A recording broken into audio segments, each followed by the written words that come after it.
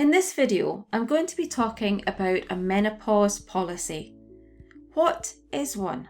How essential are they? And what can you include in your menopause policy if you want to create one? What is a menopause policy? It's a document that can be used in the workplace to outline how you will help and support those experiencing menopause.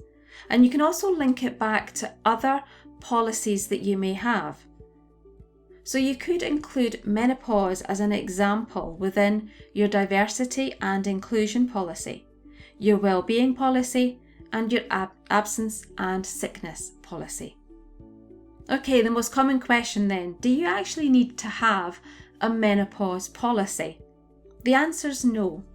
Your organisation may prefer to issue guidelines instead, but whether it's a policy or a set of guidelines that you produce, what's really important is that whatever you create is not left sitting gathering dust.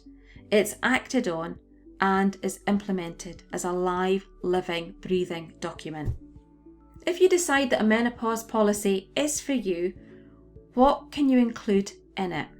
Well, again, it's up to you, but some topics you might want to consider are a menopause policy statement, the aims and objectives of your policy, legislative compliance, the key principles, menopause definition, who is affected and workplace factors, access to workplace adjustments and support, key actions and adjustments, self-help measures, signposting and support. So let's break down each of those in turn and look at what kind of information that you could include in each of these sections. So your menopause policy statement. This could be an outline of what your organisation will commit to when it comes to supporting those during menopause. Outline your aims and objectives of your policy.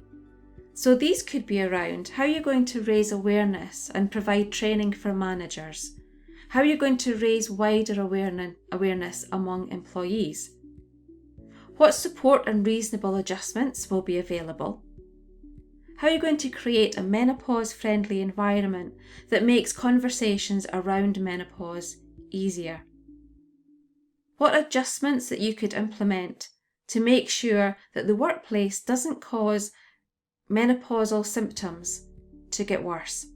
You can outline the relevant laws that protect employees and employers relating to menopause in the workplace in your legislative compliance section.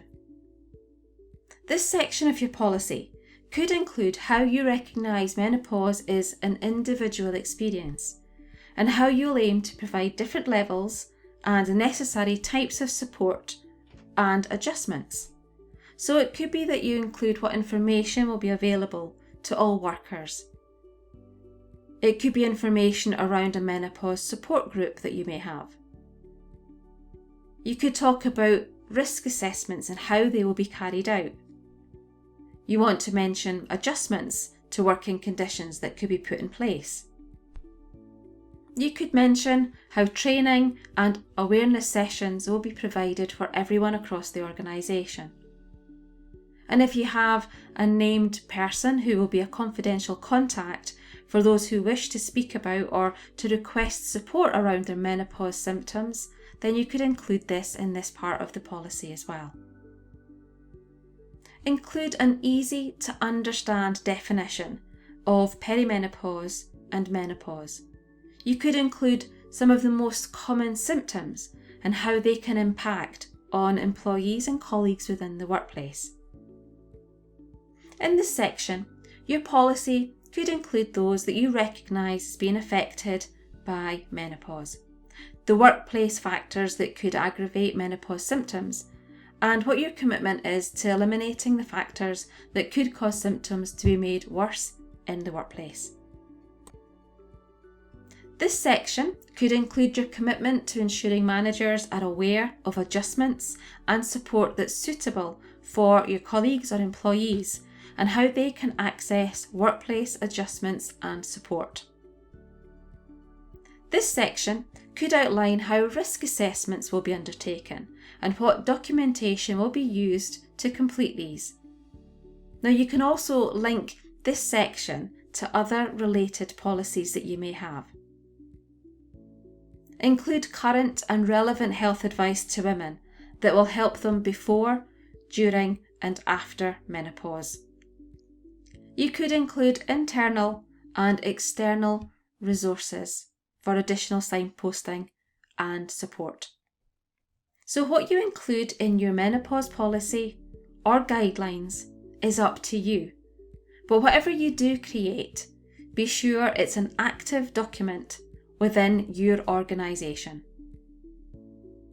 Let me help you have comfortable conversations about menopause without the worry of saying or doing the wrong thing. Remember to subscribe and click for notifications of my new videos and to click the like button too. If you found this video useful and helpful, please share it and tell others about it too.